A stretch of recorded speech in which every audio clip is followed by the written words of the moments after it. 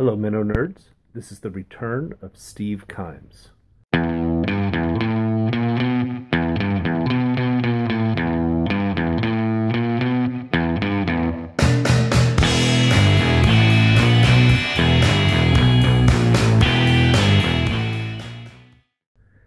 Yeah, I was away for a little bit because it was my phone was broke and I couldn't get anything going. It was horrible. Anyway, I'm back. Hi.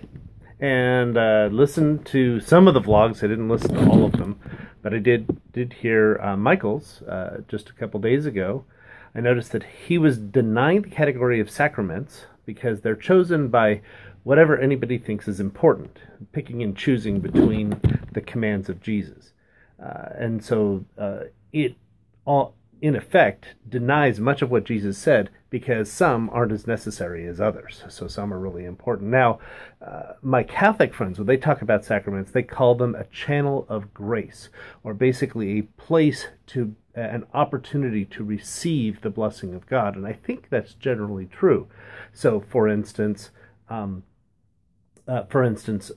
is grace. It's interesting because Mel Gibson's The Passion of the Christ, which was very controversial. You notice the funny thing, I mean, I have to admit that throughout The Passion of the Christ, watching that movie, I laughed throughout the whole thing. I laughed mostly because evangelicals thought it was just wonderful. They thought it was really great and how realistic it was. I just need to tell everybody, no single human being has that much blood.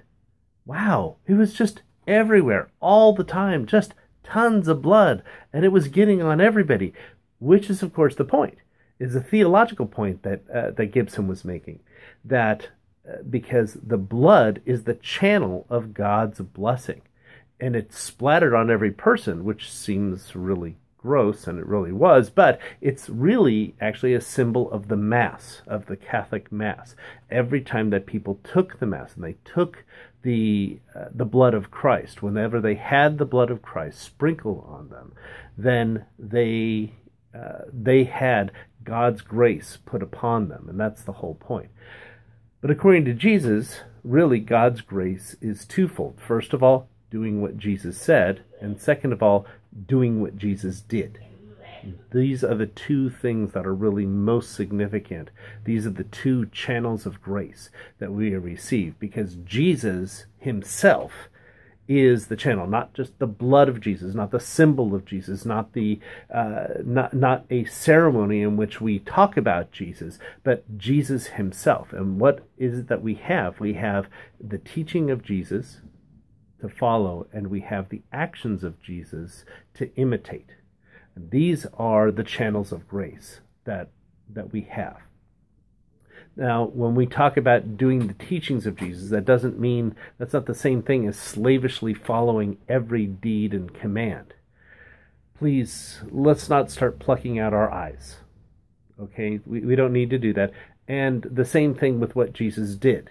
We don't need to slavishly follow that either. That means we're not going to be spitting on the ground and mixing up some mud and putting it on blind men's eyes. That's not the point. But I would say that when we talk about, ooh, bouncy.